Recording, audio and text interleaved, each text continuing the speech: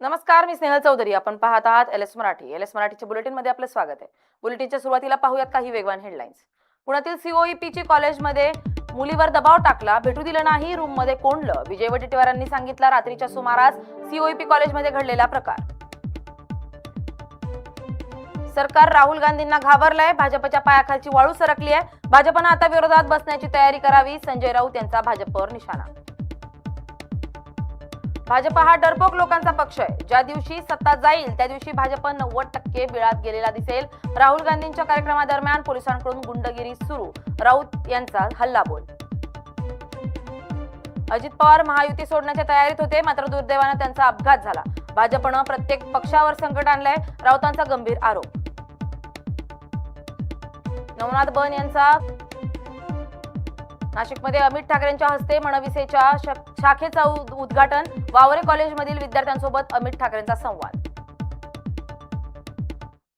या होत्या काही वेगवान हेडलाईन्स. आता वळूयात सविस्तर बातम्यांकडे. पाहूयात पहिली बातमी. पुण्यात काल झालेल्या काँग्रेस आणि भाजपच्या राड्यानंतर विजय वडेट्टीवारांनी यावर आपली प्रतिक्रिया दिली आहे. यावर बोलताना ते म्हणाले, सगळे व्हिडिओ बघा. ती मुलगी दबावात बोलत नव्हती, तर दुसरा व्हिडिओ एबीव्हीपीचा कार्यकर्त्यांनी केलाय, जो दबावात असलेला दिसतोय. तिच्या भावाचा आम्हाला फोन आला की जबरदस्तीने माझ्या बहिणीला डांबून ठेवून व्हिडिओ बनवत तिच्याकडे स्टेटमेंट घेतलं जात आहे. तर पोलिसांनी मुलींना देखील धक्काबुक्की केली असून मुलींना मारहाण झाली असल्याचा आरोपही त्यांनी यावेळी केला.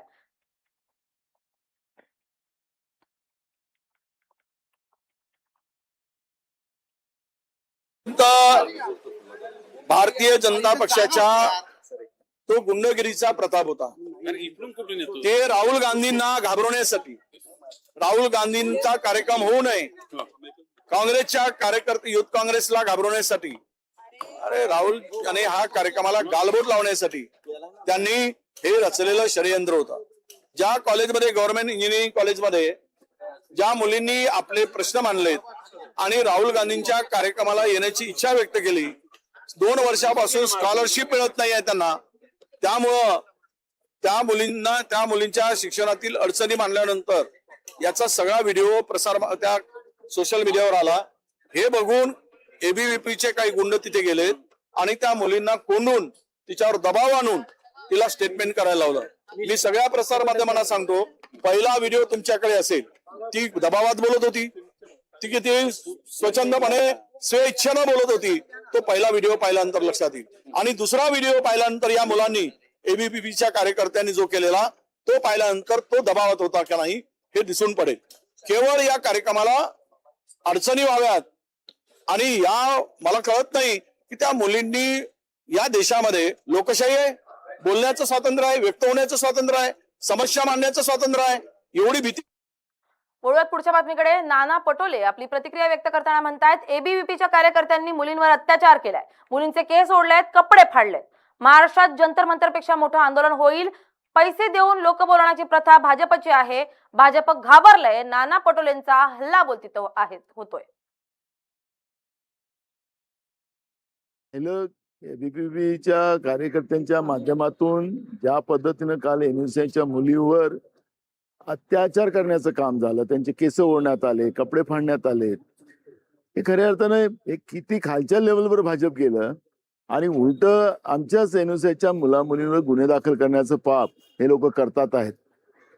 पोलीस सत्तेमध्ये बसलेल्या लोकांच्या दबावाखाली हे सगळं आमच्या लोकांवर गुन्हे दाखल करताय, हे दुर्भाग्य आहे. कारण की मुला मुलींचं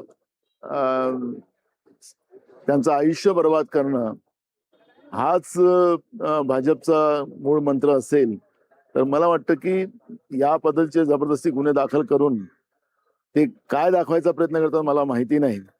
पण मला असं वाटतं की जितका मुलांवर आणि मुलींवर अत्याचार करण्याचं आणि खोटे गुन्हे दाखल करण्याचा प्रयत्न हे लोक करतील, जसं जंतर मंतरवर ज्या घटना झाल्यात आणि त्यात जेएनजीच्या दबावाच्या नंतर देशभरामध्ये त्यांच्यावर गुन्हे दाखल करू नका अशा पद्धतीचं केंद्र सरकारला सांगावं लागलं, तर उद्याच्या काळात महाराष्ट्रातील जंतर मंतर पेक्षाही मोठं वादळ या जेएनजीचं झालं तर त्याचे सगळे परिणाम फडणवीस सरकारला पण भोगावं लागेल. आणि म्हणून असे खोटे गुन्हे दाखल त्यांनी करू नये एवढाच माझा त्यांना सल्ला. मला असं वाटतं की ही जी प्रथा आहे ती भाजपचीच आहे. मोदींची सभा असेल, अमित शहाची असेल, फडणवीसची असेल, त्यांना पैसे देऊन लोक गोळा करावं लागतात. हे आपण सगळं पाहतो. अनेक माध्यमातही आपल्याला ते पाहायला मिळते. तर मला असं वाटतं की त्यांची जी पद्धत आहे ती पद्धत काँग्रेसला लावून त्याला बदनाम करायचं काम ते याच संदर्भातली पुढची बातमी पाहूयात. राहुल गांधींच्या कार्यक्रमाच्या पार्श्वभूमीवर पुण्यातील गोंधळावरून काँग्रेस नेते बाळासाहेब थोरात यांनी भाजपवर निशाणा साधलाय. आपले प्रश्न मांडण्यासाठी मुली येत असताना त्यांच्याशी दमबाजी किंवा धक्काबुक्की करणं गैर आहे. त्याचा काँग्रेस विरोध करणार असल्याचं थोरात यांनी म्हटलंय. भाजप काय आरोप करतंय यापेक्षा तुमचा कॅमेरा काय बोलतोय ते पहा, असं म्हणत थोरात यांनी भाजपवर टीका केली आहे. सरकार असल्यामुळे काँग्रेस कार्यकर्त्यांवर गुन्हे दाखल केले जात आहेत, मात्र गुंड मोकाट फिरतायत असा आरोपही त्यांनी केलाय. काल नेमकं घडलं काय याचा पाहिलं पाहिजे, तुम्ही नीट समजून घेतलं पाहिजे. एखादे मुलं आहेत आणि ते जर काही म्हणत असतील की आम्हाला समस्या मांडायच्या आहेत राहुलजींपुढं, तर त्यामध्ये काही दोष नाही ना. त्यांचे प्रश्न ते मांडण्याकरता, त्यांचे संवाद साधण्याकरताच राहुलजी येत आहेत. असं असताना तुम्ही जर त्यांना दमबाजी करीत असाल, परत आम्हाला जबाब असे ते म्हणत असाल, त्यांना कोंडून ठेवत असाल, त्यांना धक्काबुक्की करीत असाल, तर ते गैर आहे. त्याचा विरोध तर आम्ही करणारच. काँग्रेसच्या गुंडांकडून हाणमार झाली विद्यार्थ्यांना असा आरोप करते भाजप. भाजप काय आरोप करतो यापेक्षा तुमचा कॅमेरा काय बोलतो हे पहा ना.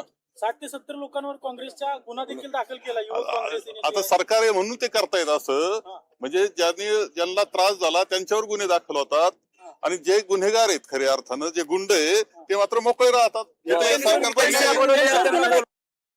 या बाबतीतच हर्षवर्धन सपकाळ यांची प्रतिक्रिया सुद्धा समोर आली आहे. राहुल गांधी यांच्या पुण्यातील कार्यक्रमाला भाजप घाबरली असल्याचा आरोप काँग्रेस प्रदेशाध्यक्ष हर्षवर्धन सपकाळ यांनी केलाय. काँग्रेस कार्यकर्त्यांवर गुन्हे दाखल केले तरी आजचा कार्यक्रम यशस्वी होणारच, काँग्रेस मागे हटणार नाही असा दावा सपकाळ यांनी केलाय. तसंच काँग्रेस कार्यकर्त्यांना पैसे देऊन आणल्याचा आरोप कार्यकर्त्यांनी त्यांचे पुरावे द्यावेत आणि त्यानंतर गुन्हे दाखल करावेत, खोटे आरोप करू नयेत अशी प्रतिक्रिया हर्षवर्धन सपकाळ यांनी केली आहे. कालचा राडा म्हणजे आजचा कार्यक्रम हा कुठेतरी दहशत त्याच्या भोवती निर्माण करायची याचा तो केविलवाना प्रयत्न होता आणि या प्रयत्न हा केविलवाला असल्याच्यामुळे तो कालच आम्ही हाणून पाडलेला आहे. इतपर पोलिसांची भूमिका ही दुटप्पे अनाची असल्याचंही या निमित्ताने कुठे सिद्ध झालंय. ते मोक्यावर हजर होते, आमचे नेते त्या ठिकाणी होते, त्यामुळे कोणी काय केलंय त्यांना माहिती आहे. असं माहित असताना त्यांनी एकतर्फी कारवाई करणं दुर्दैवी आहे. मात्र आजचा कार्यक्रम हा यशस्वी होणार आहे आणि होणार आहे. गुन्हे दाखल झालेत सर. उद्या ना खोटे गुन्हे दाखल आहेत, त्यामध्ये घाबरण्याचं कोणतं कारण नाही. जे हजर नव्हते त्यांचे नाव आहेत, जे भांडणं सोडत होते त्यांचे नाव आहेत, जे दगड फेकत होते त्यांचे नाव म्हणजे अर्थात भारतीय जनता पक्षाचे नाही. त्यामुळे ही केस जी आहे ही फारच तकलादू आहे, त्यात काही दम नाही. नवनाथ बन यांनी आरोप केलाय की पैसे देऊन इन्फ्लुएन्सर्सला बोलवलं जातंय किंवा विद्यार्थ्यांना. त्यांच्यावर गुन्हे दाखल करा जर असं कोणी केलं असेल, कारण पैसे देणे आणि घेणे हा दोन्ही गुन्हा आहे. त्यामुळे असं झालं असेल तर त्यांनी गुन्हे दाखल करावे. मात्र आमच्यावर टीका करण्याच्या ऐवजी एकंदरीत 12 वर्षात मोदींचे अचिव्हमेंट काय, किती रोजगार वाढले, किती उद्योग आले, किती पेपर लीकच्या माध्यमातून किती लोकांना जेलमध्ये घातलं, याचा लेखाजोखा त्यांनी याच संदर्भात सतेज पाटील यांनी देखील आपली प्रतिक्रिया व्यक्त केली आहे. आज पुण्यात राहुल गांधींचा छात्रों की गूंज हा कार्यक्रम होणार आहे. कार्यक्रमाच्या ठिकाणी काँग्रेसच्या अनेक नेत्यांची रेलचेल सुरू आहे. याच कार्यक्रमाच्या पार्श्वभूमीवर काँग्रेस नेते सतेज पाटील यांनी कार्यक्रमस्थळी पाहणी केली आहे. कार्यक्रमाची तयारी, सुरक्षा व्यवस्था आणि उपस्थित विद्यार्थ्यांच्या व्यवस्थेचा सतेज पाटील यांनी आढावा घेतलाय. त्यांच्याशी बातचीत केली आमचे प्रतिनिधी प्रथमेश तांबे यांनी. पाहूयात.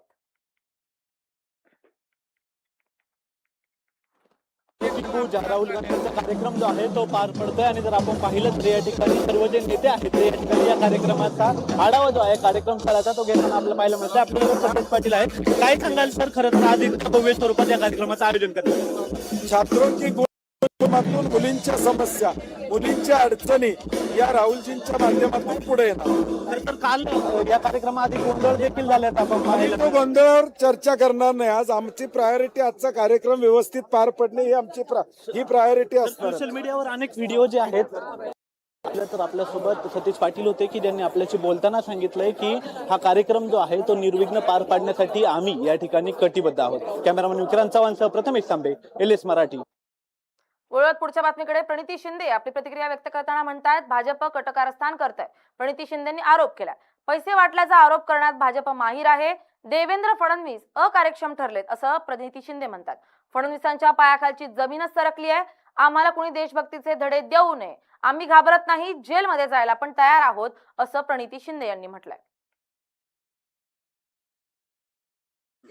त्यांना जेव्हा भीती वाटते तेव्हा ते पुलिस, जब जब मोदी डरता है पुलिस को आगे कर, जब जब फडणवीस डरते हैं पुलिस को आगे करते हैं, हे दिसून येतं. हे कमकुवत असण्याचे चिन्ह आहेत. महिलांना कोंडून ठेवणं, महिलांवर अत्याचार करणं, हे टिपिकल आता आपल्याला बीजेपीची स्टाईल आणि पॅटर्न दिसून आलाय. त्यांची तुच्छ मानसिकता, विकृत मानसिकता दिसून येते. जेव्हा ते घाबरतात तेव्हा ते ह्या पद्धतीत करतात. आणि पण आम्ही हम झुकणे वाले नाही, आम्ही घाबरणारे नाही आहोत. त्यातल्या त्यात महाराष्ट्राच्या लेकींचं रक्तातच धाडस आहे आणि हिंमत आहे. आणि तुम्हाला आज तो प्रतिसाद दिसेल. म्हणून जर दुसरी क्रांती जर घडत असेल देशात, पहिली जंतर मंतरला घडली, दुसरी क्रांती महाराष्ट्रात लेकींच्या माध्यमातून तुम्हाला लवकरच स्टेजवरती मुलगी दिसेल का? पैसे देऊन मुलं आजच्या आणली जातात. स्टेजवरती आजचं मुलगी स्टेज फक्त मुलींसाठी, आजचं स्टेज फक्त नेमकं मुलींसाठी. काय घडलं होतं हे देशासाठी कळेल. सोशल मीडियावर मेसेज व्हायरल होत आहेत की पैसे देऊन आणले जात आहेत ते विद्यार्थ्यांना. तसं बघा, तो नेगेटिव्ह प्रचार बीजेपी करते आणि त्याबद्दल ते माहेर आहेत हे सगळ्यांना माहिती आहे. आणि तेच ते करतात. आता ते एक्सपोज एवढ्या मोठ्या प्रमाणात झालेत आपल्या देशात. जे काही 20 जुलैला घडलं जंतर मंतर मध्ये, की या जेनझीनी या देशाची लोकशाही जिवंत आहे ह्याच्यात आपला विश्वास परत त्या ठिकाणी उमटवला, दाखवला. आणि म्हणून हे बीजेपीचं कट कारस्थान आहे. आजची सर्वात मोठी बातमी म्हणजे राहुल गांधींचा आज पुण्यात होणारा छात्रों की गूंज हा कार्यक्रम. पुण्यात राहुल गांधींच्या या कार्यक्रमाच्या पार्श्वभूमीवर झालेल्या गोंधळावरून राजकीय आरोप प्रत्यारोप सुरू झालेत. विरोधी प्रदर्शन या लोकशाहीतील अधिकार आहे, मात्र विरोधाच्या नावाखाली हिंसाचार किंवा अराजकता पसरवण्याचा प्रयत्न होत असेल तर असंविधानिक कृत्यांवर कारवाई करणं प्रशासनाची जबाबदारी असल्याचं राहुल यांनी म्हटलंय. तसेच राहुल गांधींना खरंच युवकांच्या प्रश्नांची चिंता असती तर लोकसभेचे सदस्य आणि विरोधी पक्ष नेते म्हणून त्यांनी आधीच या मुद्द्यांवर आवाज उठवला असता, असा निशाणा नार्वेकर यांनी साधलाय. युवकांच्या प्रश्नांवरून आता पुण्यात राजकीय संघर्ष चांगलाच पेटलाय.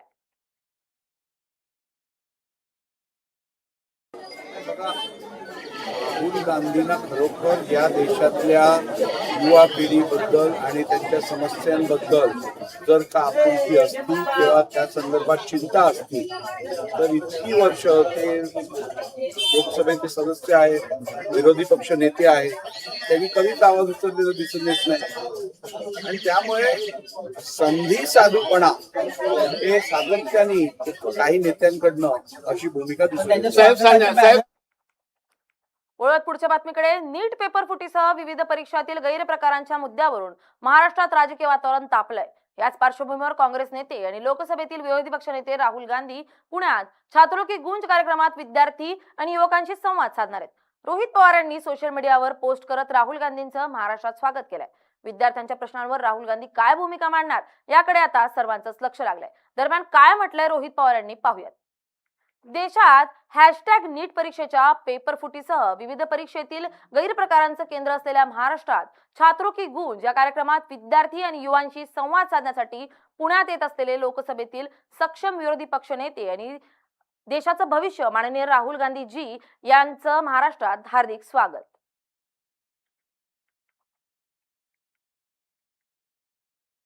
वळूयात पुढच्या बातमीकडे. देशामध्ये अचानक साखरेचे भाव वाढ झाल्यानं सामान्य माणसाचं बजेट कोलमडलंय. मात्र आयात केलेली साखर यायला 40 ते 50 दिवस जाणार असून तोपर्यंत साखर कारखाने सुरू होऊन नव्यानं साखर उत्पादन सुरू होईल आणि वाढलेले बाजारभाव नियंत्रणात येतील, अशी प्रतिक्रिया महाराष्ट्र राज्य सहकारी संघाचे उपाध्यक्ष प्रताप बाबा ओहोळ यांनी दिली आहे. त्यांच्याशी बातचीत केली आमचे प्रतिनिधी अमोल मतकर यांनी. पाहूयात. देशभर साखरेतला असणाऱ्या गोडवामुळं कुठंतरी आता साखरेचे भाव वाढल्यामुळे त्यामध्ये कडूपणा आलाय असं म्हटलं जातंय. आणि त्यामुळे देशभरातले जे सामान्य नागरिक आहेत त्यांचा संताप वाढलाय. कुठे त्यांच्या प्रतिक्रिया कालपासून ज्या आहेत त्या प्रत्येक चॅनलवरती आणि सोशल मीडियावरती उमटताना दिसतात. परंतु त्यासोबत असणाऱ्या समज गैरसमज यासाठी बोलण्यासाठी आपल्या सोबत आहेत महाराष्ट्र राज्याचे साखर संघाचे उपाध्यक्ष बाबा ओहोळ. त्यांच्याशी आपण चर्चा करणार आहोत. सर, मला सांगा की साखरेचे भाव जे वाढलेत, अचानक वाढलेत, 20 ते 25 रुपयांनी भाव वाढले, ही भाववाढीकडे तुम्ही कसं पाहता? ही जी भाववाढ आहे, आपण जर पाहिलं तर गेली वर्षभर जी साखर विक्री झालेली आहे साधारणतः जुलैच्या शेवटपर्यंत 3767 रुपये प्रति क्विंटल ही सरासरी विक्री झालेली आहे. ही बघता आता फक्त या मध्येच ही 20 रुपयाच्या साधारणतः 18, 15 ते 20 रुपयापर्यंत भाववाढ झालेली आहे. परंतु गेली वर्षभर निर्मित झालेली जी साखर आहे त्यापैकी 80% साखर विक्री झालेली आहे. उरलेली 20% साखर आज शिल्लक आहे. हे करत असताना वर्षभर जी घरेलू आपल्याला वापर पाहिजे, डोमेस्टिक वापर, यासाठी लागणारी साखर पुरेशी आपल्या भारतामध्ये उपलब्ध आजही आहे. ते सोडून 40 लाख टनाचा साठा शासनाकडे किंवा साखर कारखान्यांकडे आज उपलब्ध आहे. हे असतानाही ही जी काही भाववाढ झालेली आहे ही साधारणतः अफवांवरच जास्त अवलंबून झाली आहे असं म्हणावं लागेल. जर पुरेसा साठा असताना सुद्धा कुठंतरी काहीतरी कोणीतरी साठेबाज असेल किंवा काही अफवांवर विसंबून ही भाववाढ दिसते. याचा फारसा फायदा साखर कारखानदारीला होणार नाही. LS मराठीसाठी अमोल मतकर, शिर्डी, अहिल्यानगर. या आपण पाहिल्या काही सविस्तर बातम्या. आता वळूयात महत्त्वाच्या घडामोडींकडे. पाहूयात पहिली घडामोड. भरत गोगावलेंचा पोलादपूर येथे सत्कार. पोलादपूरकरांची इच्छा होती की आपला माणूस जिल्ह्याचा पालकमंत्री व्हावा. ती इच्छा पूर्ण झाली. गोगावलेंनी मानले पोलादपूरकरांचे आभार. प्रकाशा येथील शाळा अंगणवाडीला सुरक्षा भिंत नाही. सर्प शिरल्यानं चिमुकल्यांच्या सुरक्षेचा गंभीर प्रश्न. भविष्यात अशी घटना घडल्यास जबाबदार कोण? ग्रामस्थांचा सवाल. शिवसेना आमदार अब्दुल सत्तार यांची मनोज जरांगे पाटलांना भेट. आंदोलनाच्या पार्श्वभूमीवर प्रकृतीची काळजी घेण्याचा सत्तारांचा जरांगेंना सल्ला. गोडोली चौक ते अजंठा चौक रस्ता लवकरच होणार मोकळा श्वास. जुन्या वाहन विक्रेत्यांना रस्त्यावर उभी केलेली वाहनं तात्काळ हटवण्याच्या सूचना. दौंडमध्ये धक्कादायक घटना. विवाहितेच्या गळ्यावर पती आणि पतीच्या मित्राकडून चाकून वार. दोघांविरोधात तक्रार दाखल.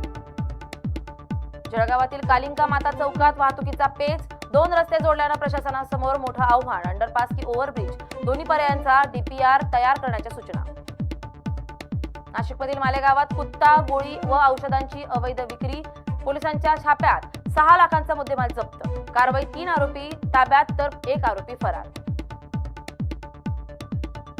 जळगावच्या जामनेर तालुक्यातील मांडवे खुर्द येथे महापुरुषांचे बॅनर फाडल्याची घटना. घटनेच्या निषेधार्थ गावकऱ्यांकडून रस्ता रोको आंदोलन. वाशिममध्ये साखर साठेबाजीला आळा घालण्यासाठी स्टॉक लिमिट लागू. 4000 क्विंटलची मर्यादा तर साठा 30 दिवसांच्या आत विकणं बंधनकारक. साठा लपवल्यास होणार कारवाई. लासलगाव रेल्वे फाटक वाहतुकीसाठी कायमस्वरूपी बंद. नागरिकांनी पर्यायी मार्गाचा वापर करण्याचं प्रशासनाचं आवाहन. अभिजित दिपके यांच्या स्कूल ठीक करो आंदोलनाचा प्रशासनाला धक्का. शाळेच्या वेळेत बाहेरील व्यक्तींना चित्रीकरणास परवानगी न देण्याचे आदेश. बीड पंचायत समितीच्या शिक्षणाधिकाऱ्यांनी काढले पत्र. हिंगोलीच्या कळमनुरी तालुक्यातील पोतरा येथील पशुवैद्यकीय दवाखान्याला गावकऱ्यांनी ठोकले कुलूप. डॉक्टर गैरहजर असल्यानं गावकरी संतप्त. सिंधुदुर्ग जिल्ह्यात पावसाचा दमदार कमबॅक. जिल्ह्याच्या अनेक भागात आज पावसाचा जोरदार सरी. पावसानं पुन्हा हजेरी लावल्यानं बळीराजा सुखावला. पुणे मुंबई पुरताच मर्यादित असलेला स्टंटचा थरार आता कोकणातील रस्त्यांवरही. मुंबई गोवा महामार्गावर 2 दुचाकीस्वार धोकादायक पद्धतीनं दुचाकी चालवताना सोशल मीडियावर व्हायरल. बीडच्या माजलगावमध्ये सदावर्तेंच्या वक्तव्याचा शिवसेनेकडून तीव्र निषेध. एकनाथ शिंदेंचा एकेरी उल्लेख केल्याचा आरोप. सदावर्तेंवर कायदेशीर कारवाई शिवसेनेची मागणी. सिंधुदुर्ग येथे शाळेच्या विद्यार्थिनींनी सीमेवरच्या जवानांसाठी बनवल्या राख्या. सीमेवरच्या भावांसाठी घारपी शाळेचा हा हृदयस्पर्शी उपक्रम. या होत्या काही महत्त्वाच्या घडामोडी. पाहत रहा LS मराठी, सत्याची नवी दिशा.